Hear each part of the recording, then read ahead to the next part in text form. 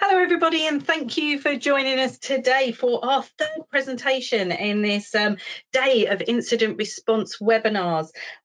Thank you so much for attending today. And before I hand over to your presenter, Emre at Binalyze, who will be talking about modern enterprise forensics and incident response, I would just like to say this is your opportunity to ask your presenter any questions that you have at the end of the presentation.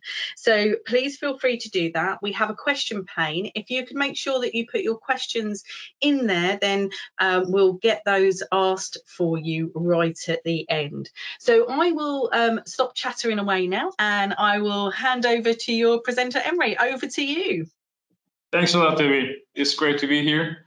Hello, everyone. Welcome to Modern Forensics and Incident Response. Before we start, let me quickly go over the agenda so you have an idea of what we'll be covering today. First, we'll be discussing the brief history of digital forensics, and you'll understand that it's a 40-year-old practice. And then we'll be talking about the enterprise security, which is also something close to like digital forensics. And then I'll be talking about the personal story that I had my Eureka moment around like 4 years ago. And then we'll be slowly moving into memory forensics, live forensics, that will somehow persuade us that we need a change. And then quickly discuss the debates about the modern approach based on the questions we are most frequently getting. And then we'll be talking about the enterprise forensics in the end. Before we start, let me briefly introduce myself. My name is Emre Tinaztepe. I'm the founder and CEO at Binalyze. Before Binalyze, I was the director of development at Zemana and malware analysis team lead at Komodo. I'm based out in Estonia. I've been in the software development for the last 25 years until the beginning of this year. Now I don't have any chance. And 15 years of endpoint security, creating anti-malware products, and 10 years of reverse engineering malware and teaching classes. The way I describe how I learned digital forensics is the hard way, because I went in the opposite direction. Normally people start from the digital forensics and then they move into reverse engineering, but I had to learn digital forensics in order to do my job for creating detection solutions for malicious products. So let's start about the digital forensics. It's actually a practice that was invented around 40 years ago. This is the timeline I extracted from ISACA.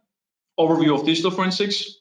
So if you pay attention to the timeline, you'll see that it started around 1970s, and it's structured into 3 phases. The first one is ad hoc, like the times law enforcement was trying to come up with some practices. And then after 1980s, we had the structured phase. And after millennium, we had the enterprise phase. And we are still in this phase, and it's called the golden age of enterprise and digital forensics. It actually started by the law enforcement as computer forensics. So that's how it was called around 40 years ago. And the motivation was, we'll be talking about the types of the computer viruses, types of the attacks, but the attack types are changing every decade. And 40 years ago, the popular attack vector was financial crime. That's how people were making money. And that was the real motivation of starting the fight against financial crime. So that's how it started.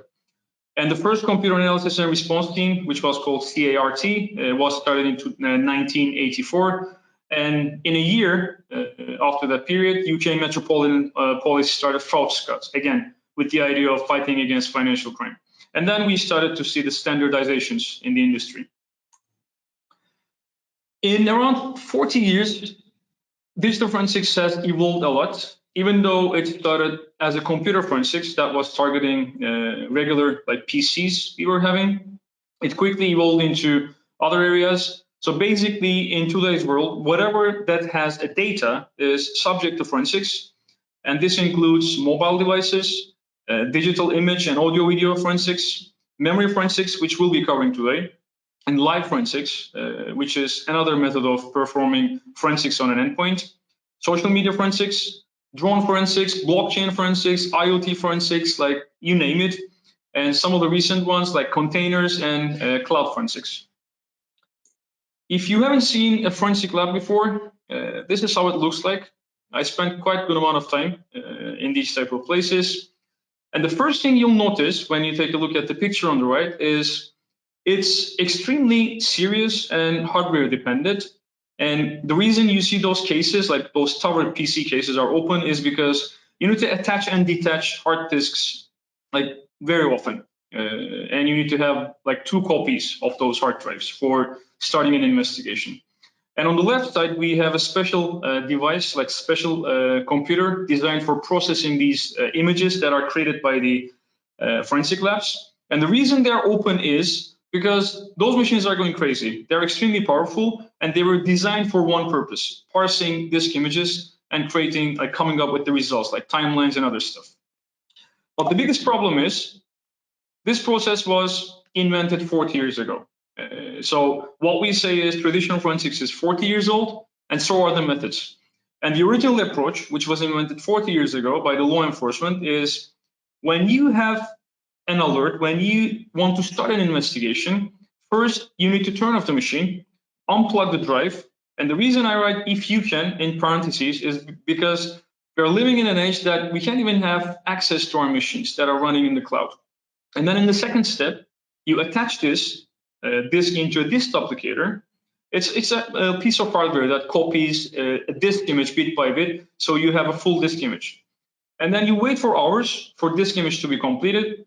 And once you have the image, you take it to the lab, process the image when you can, because you need to have special like hardwares designed for this purpose. And after you have the results of this image processing, then you can come up with the results, and then you can start the investigation, such as creating a timeline, seeing what happened on an endpoint. But the problem with this approach is if you want to repeat this n times, you need to perform the exact same steps. And if you want to enrich your case, you need to wait for the original image to be processed, and then you can start responding to the other endpoints. So what about the disk sizes? When digital forensics was invented 40 years ago, the average disk size we were seeing on a regular endpoint was 10 megabytes. And then in around 10 years time period, it quickly increased to 4 to 10 gigabytes. And in 2006, we started to see 200 gigabyte disks on an average machine. And then finally, this year, now we have 20 terabytes of disk space that can be easily purchased from Amazon. So in total, we have seen a 2 million times increase in the last 35 years. But we're still fighting with the same problem with an approach that was invented 40 years ago. So the summary of digital forensics is it's been quite around for quite many years. But what about the enterprise security? Because they're using the approach that was invented by law enforcement for fighting against enterprise security. I call this the myth of enterprise security because it starts around 50 years ago with the introduction of the first computer virus. And then we quickly started to see antivirus products becoming a part of our daily lives. And in 1990s, antivirus products became mainstream. And then we started to talk about next generation antiviruses. And around 10 years period, based on the increase of the antivirus product, and we started to see heuristics in the antivirus. And that was the moment I started to work in the AV industry. And in around 2013, we started to talk about cloud antiviruses. And then finally, we started with the endpoint protection. Endpoint protection is actually antivirus product combined with some other solutions like SSL inspection, full disk encryption, and etc.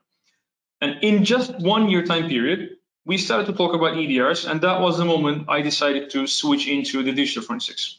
And the reason was, after seeing all these product names changing and evolving, I was finally persuaded that there is a paradigm shift, like a need for the paradigm shift from prevention to incident response. And unfortunately, at that time, main pain points were still not addressed. And even now, if you take a look at the latest evolution of EDR, XDR technologies, now MDRs are getting popular. It's actually a fact that proves the fact that not only having a product is sufficient, but you also need to have the appropriate people and skills for responding to a breach. So when I had my Eureka moment, this was the reason I decided to switch to the digital forensics. This is a test made by Harvard Medical School. Let me quickly mute it. And what they test here is they're testing the evolution of bacteria. they are splitting this Petri dish into 9 bands. And on the right side and left side, there are no antibiotics. You'll soon see zeros on both sides. And then with every layer, they're adding another layer of antibiotics. So here we have 1 time stronger, and here we have 10 times stronger, 100 times stronger, and in the middle we have 1,000 times stronger. So what we expect for bacteria to do is, as soon as it hits this band, which is protected by 1 time stronger antibiotics, we expect it to stop spreading, but that's not the case. So when I first watched this video 4 years ago, I just leaned back and started to watch it again and again. I remember watching it at least like 4 or 5 times. And let me quickly fast forward it. So as you see, it quickly spread here. And even though the bacteria was stopped by the antibiotics around like 95%, we still have some breaches here. And this reminds me my last 10 years spent in the enterprise security industry, because it was exactly the same story with the enterprise security. We were adding layers, and attackers are breaching these layers. We were adding other layers, and these layers are breached as well. And this was the moment I was finally persuaded that we need other solutions that will help us get the full picture of a cybercrime scene, which was the only way to investigate and stop a breach. And this was actually the main reason why we had these many days for identifying a breach. It was around 200 days last year. And again, around 70 days to contain a breach. So even if you identify a breach, it takes more than 2 months to respond and contain a breach. And another fact, while I was deciding to move into the digital forensics, was at that time malware were making fun of us. There was a famous malware that was called Rustok-C. It was a malware that AV industry didn't believe it existed for years. And if you take a quick look at the links below, you'll see that the rumors started in summer 2006. And then after searching for the malware, like the so-called malware, malware industry were finally persuaded that since we haven't found it, it doesn't exist. It's just a myth. But the fact was, it was real and it was hiding in plain sight. I had a chance to play with TDL4, one of the most advanced bootkits out there, and it was outputting quotes from Star Wars. So normally malware tries to evade, tries to hide the signals that may make its job hard. But these guys were that brave enough, so they were even outputting quotes from Star Wars and cartoons. And then we started to see highly advanced piece of malware that requires highly experienced analysts like Dooku, Flame, Gauss, you name it. And this was the moment our industry started to focus on memory forensics, because it was a way of saving it was a way of changing how digital forensics were made. And the reason is, it was actually a new method for speeding up the process. At one side, you have a 2 terabyte disk image that you need to process. And then finally, once the processing is done, you can come up with some results. But on the right side, you have a memory image, which is only 4 gigabytes in size. And parsing the raw memory for revealing the truth was the best way and the fastest way at that time. And it was feasible. And we started to see some products like HP Gary, some open source solutions like Volatility, Recall, and others. And these are mostly command line based. But the biggest problem was, it was based on the idea of reverse engineering memory structures. So as an example, we have some operating system structures here, like E-thread, K-thread, E-process, K-process. So what these tools are doing is they are reverse engineering the memory structure of an operating system structure until there were some recent advancements, like using PDB parsing method. So the reality is, these are not documented. These are called opaque structures. And what these tools were doing was a workaround. And even though it's still used for deep dive investigations, unfortunately, we don't have time to collect RAM images and upload this for our analysts to parse and investigate. So we should accept that it's powerful, but unfortunately, it's not scalable and collaborative. So that was the moment people started to focus on some open source utilities for performing live forensics. And live forensics is not something new. It's been around for at least 15 to 20 years. Even though we had pretty cool products like around 20 years ago. I assume the reason they didn't got popular and they were discontinued is because of the questions about non-repudiation, and which we'll be like discussing very soon. And live forensics, compared to the other methods of digital forensics like traditional forensics, memory forensics, is the fastest way of extracting information from a live system. And this way, you're not required to fight against the operating system. So you're not required to parse the data structures because these are provided by the operating system. Of course, there are some trade-offs, like there may be some issues with the malware that implants hooks on the system. But this way, you're not dealing with terabytes of data and without parsing bits and bytes, waiting for hours or sometimes days. But the biggest question you get when you have live forensics is, aren't you overwriting the evidence? This is a really popular question when people start to talk about live forensics. The answer is yes. The reason I add like ref memory forensics there is just a quick reminder. Even though it's the same case with memory forensics, people are having the like perception of like as if memory images are similar to the hard disk images.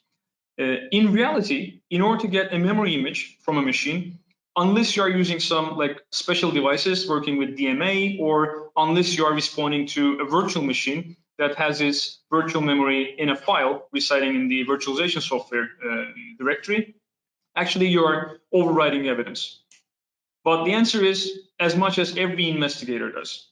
Just like you see in this picture, in order to get the full visibility of a cybercrime scene, you need to get into the cybercrime scene and collect evidence. So the answer is yes, but as much as every investigator does. Another popular question that comes when people talk about the live forensics is the evidence accepted at the court? Before we answer this question, I think we should first take a look at the elements of a case. So in order for a case to be taken to the court, there needs to be 4 elements that are required. The first one is the existence of a legal duty that the defendant owed to the plaintiff. And the second one is defendant's breach of that duty. Third one is plaintiff's sufferance of an injury. And fourth one is the proof that defendant's breach caused the injury. So if you pay close attention, in most of the cases, you are missing an important element of a case, which is the defendant. And the reason is the court, like taking stuff to the court, is the remnants of traditional forensics perspective.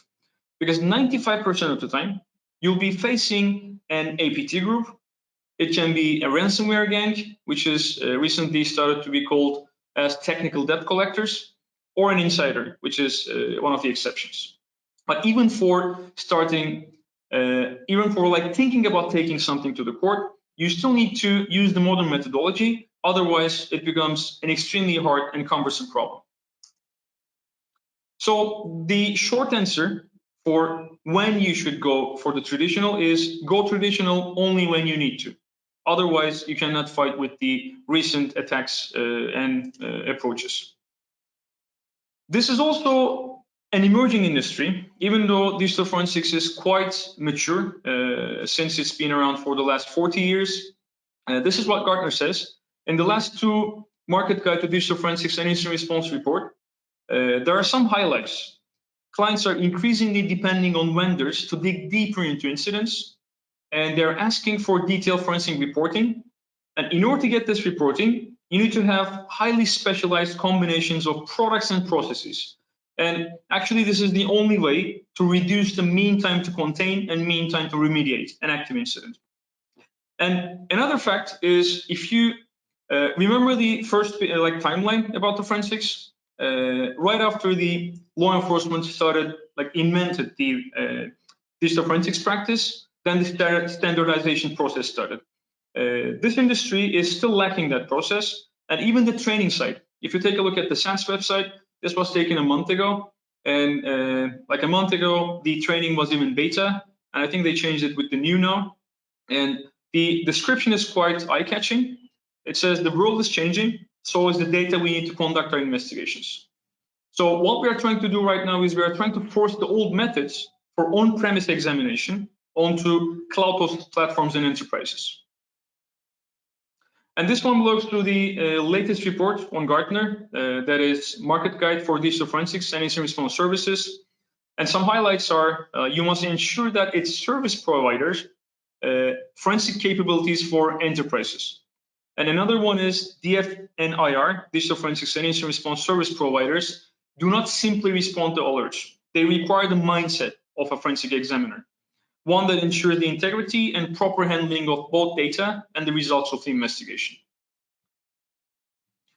So after taking a look at the digital forensics and enterprise security, if we take another look at the enterprise security, you will see that the antivirus products started in 1987, and they have quite similar stories. Like a computer hobbyist trying to clean a computer virus from his or some friend's computer comes up with some software, and then it evolves into an antivirus product.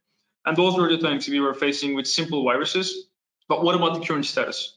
What has changed in the last 50 years? Currently, we are having 560,000 samples per day, and there are more than 1 billion samples in the wild. And every minute, there are 4 companies falling victim to cybercrime. And Trojans that provide remote access to the attackers are accounting for the 58% of all malware in the wild. And if you pay attention to the right side, these are the latest statistics from A/B test. Every month, we are having around 10 to 20 million malware samples in the wild. Of course, these are not unique samples, but from the analysis perspective, this is what we are facing. And it was quite funny. Last week, while I was preparing my talk, I was scrolling on Twitter, and this was the first picture I saw. So the message is, nowadays, antivirus bypass techniques are being told in classes. After taking a look at the digital forensics and the types of forensics, it's time to welcome enterprise forensics. So what is enterprise forensics? Enterprise forensics is the new approach for running corporate investigations at scale. And this approach combines both computer forensics, which was invented pretty long ago, live and memory forensics, and also network forensics, in a way that is remote and fast. So we are not limited with the locations. It's non-obtrusive, so we can have information from thousands of endpoints. It's scalable. It's collaborative, so multiple investigators can work on the same case at the same time. And it's enrichable, because when we start an investigation, the first thing we do is responding to an alert. And once we see any traces of, let's say, lateral movement or any other endpoint that may have been involved in a case, the first thing we do is enriching that case. And that's the reason enterprise forensics is enrichable. And this is the reason when 20 years ago we were talking about the cybersecurity, but now we started to talk about cyber resilience, because we finally accepted the fact that whatever we do, there is a potential of having a breach. And the important thing is how fast you can respond to this breach and how fast you can get back to the normal. And this is what we call cyber resilience. Compared to traditional forensics, enterprise forensics is fast. It's remote and proactive, so you're not limited with the physical constraints. And it's integrated, which means you're not required to be manually performing all the tasks, because we already have a lot of products that creates alerts. And this way it's signal-based, and you're not limited with the working hours. It's 24/7 available. So what we do right now is we have an alert, and our current products are creating alerts that may be precursors. And then when you have an alert, the clock starts ticking. And the old methodology of let's get the logs is not feasible anymore. And another important fact is logging everything from a machine is practically impossible. And you may be asking, we already have EDRs. EDRs are great products, but you should know your deficiencies. There's a great presentation which was released a few days ago. At the end of the presentation, you'll see that the limitations of EDRs, even though EDRs are the evolution of enterprise security, and even though these products lets us respond to breaches, the amount of visibility required for starting and completing an investigation is much higher compared to what is provided by these products. From the incident response perspective, Let's take a look at the steps of incident response and then try to understand how important they are from the enterprise security perspective. The first steps of preparation, which starts with the preparation, is knowing your assets. Without knowing your assets, you cannot respond to a breach. And that's why automating this process for having an up-to-date knowledge shared across your team is of highest priority. And you need to be categorizing your inventory based on roles, responsibilities, because when there is a global outbreak about an exploit, about a malware, the first thing you'll have is there's an exploit in, let's say, the version of IIS. Remember Half-Newman SolarWinds. And you need to be establishing your toolkit or being able to react rather than watching an incident taking place. So this is the reason we should be investing in tooling that will stop us from asking questions and sending emails, which is taking the most of the time on an investigation. And this is the reason we should integrate and automate platforms for doing more with less. For preparation phase, these are the questions you should be answering. How many, like you name it, let's say IIS servers you have in your network? How many of these servers are running version 5, which is the affected version? And how much visibility you can get from an asset if you want to investigate it? How long it would take to get a full picture of a cybercrime scene? And how long you can go back in time if you need to see more? And the last question is, what are your blank points? Are there any like cloud platforms that you are unaware of or you don't have access to? Are there any remote locations or any containers that is running in your environment? And in the second stage, which is another problematic part, is detection and analysis. This is the biggest problem because global security operation centers are facing talent wars. Like 97 of security operation centers that joined the survey, which you can find at the bottom, reported that they needed additional skills staffing on their cybersecurity operations team. So the greatest need is in attack detection and analysis. And if you can eliminate the noise from the signal, it takes a lot of time.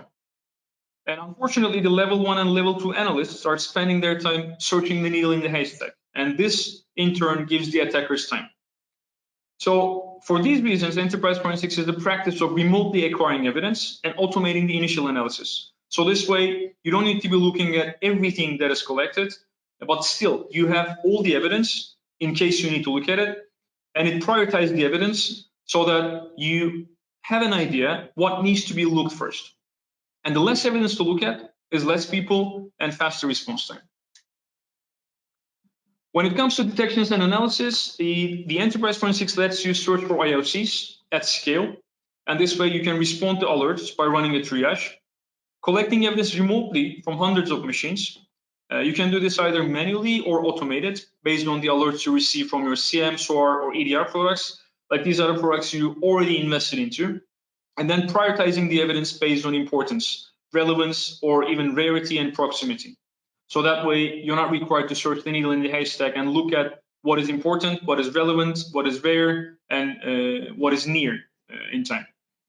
And enriching the investigation by adding more evidence is also possible because most of the time we start with a single endpoint and then we enrich that case by adding multiple evidence into the case. And the important thing about enterprise forensics is it lets you run with multiple analysts on the same case, regardless of their locations. So what is a crime scene picture? Crime scene picture, you can think of it as the highest resolution forensic snapshot that contains everything you need for starting an investigation. So after having this picture, you're not required to connect back to that machine again until you need any other evidence from the endpoint. And the elements of a crime scene picture can be summarized in a number of sections. The ones that are related to the system it starts with a screenshot. So a basic screenshot of the desktop can provide a lot of useful information. And then we have installed applications like crash dump, like firewall rules. And these are actually the information that can be gathered on a regular endpoint. And when you need to see them, having them in a single crime scene picture extremely speeds up the process of investigating an endpoint. And in the memory, we have for evidence, RAM image, swap file, page file, and hibernation file. Page file is one of the most overlooked artifacts when it comes to the memory forensics. And about the browsers, we have URL history, case file list that are proving a lot of useful evidence when it comes to investigating what happened on an endpoint. And on the file system, there are highly important artifacts like master file table, log file, and USN journal. And on the registry artifacts that we call goldmine is it has tons of evidence that provides you what happened on that endpoint after we received or before we received that alert. So that way you have what are the folders that was open, what are the applications that were executed, what are the queries that was executed, what are the search keys that were used on an endpoint. And on the network side, which provides information about the connected endpoints, is DNS cache, IP routes, and also the connected volumes. And another artifact that provides useful is VMI, which is mostly abused by the fileless malware. And on the application side, these are the application artifacts that also provide useful, like database logs, Active Directory logs, DHCP, DNS server, and web server logs. And as the last part, we have packet capture that provides extremely useful when you want to investigate, deep dive into an investigation.